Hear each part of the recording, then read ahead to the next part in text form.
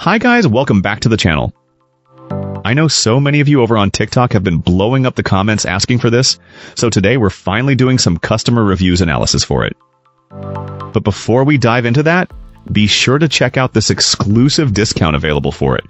You'll find it in the description and in the first comment under this video. Now let's not waste any more time and jump right into the details. To get things started, let's hear from our first reviewer. This reviewer wanted to immediately address the topic of brightness, as their experience took place in a small, brightly lit room. With the only window situated behind the display, our reviewer's eyes were adjusted to daylight, yet the monitor's matte screen proved highly effective at preventing any glare.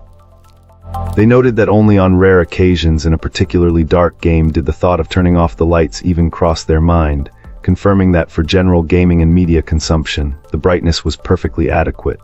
The visual performance of this display received high praise. Our client was impressed by the great color, deep contrast, and phenomenal pixel response time, all of which contributed to an amazing HDR experience. The 1440p resolution was described as the perfect sweet spot, offering a massive leap over 1080p without the diminishing returns of 4K.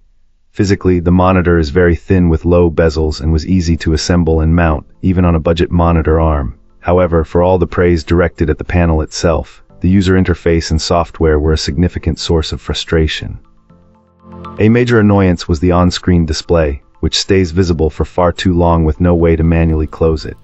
This was compounded by a persistent notification issue where alt-tabbing would trigger an incorrect resolution warning, which then caused severe stuttering in-game. The controls were also described as fragmented and unintuitive. Certain features were only accessible via the included remote, others through the cumbersome on-monitor knob, and still others only through the PC software. Ultimately, this client loves the panel for its best-in-class image quality, but feels the entire experience is held back by a truly frustrating user interface that desperately needs an overhaul. Fantastic. Now, let's see what insights our next reviewer has to offer. This reviewer wanted to share their experience with this high-end gaming monitor. The motion clarity is a standout feature, especially for gaming.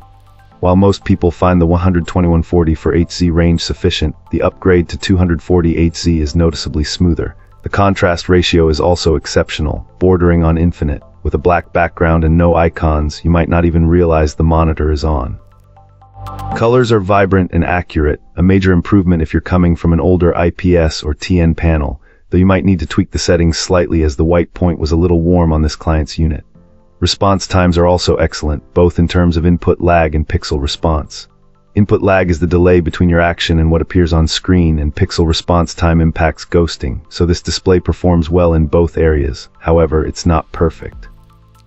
The brightness is somewhat limited, hovering around 200 nits for standard content. This is fine in a dark or dimly lit room, where 120 nits is sufficient, but in brighter environments, the reviewer felt that the brightness fell short of the 250-300 nits needed to overcome glare. Also, it being an OLED monitor, requires a bit more care to avoid burn-in. Expect to run pixel cleaning cycles every few hours of use, which can add up to about 20 minutes of downtime per day if you use it for about 8 hours. Finally, the reviewer's unit arrived with a dead green subpixel. While the manufacturer might consider this acceptable, our reviewer felt it was unacceptable for a product in this price range. They argue that a dead subpixel constitutes a manufacturing defect, which is not something you should accept in a high-end product. Text clarity can also be an issue due to the unconventional subpixel layout.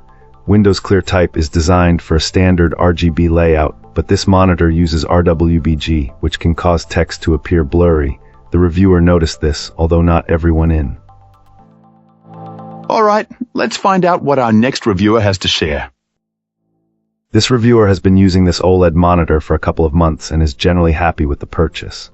The brightness is sufficient, even in a room with 2 windows, though a lower minimum brightness would be appreciated for nighttime use.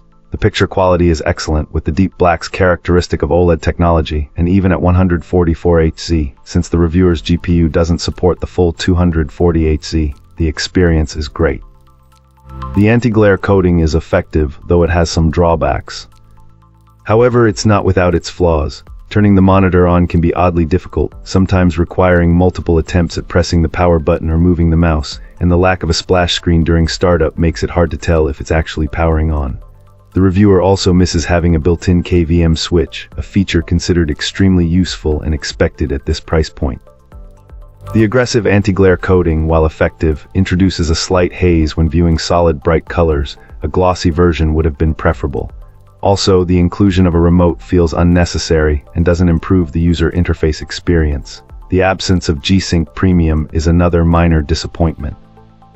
Furthermore, the unit received has one dead pixel and some minor banding, although these aren't noticeable during most tasks.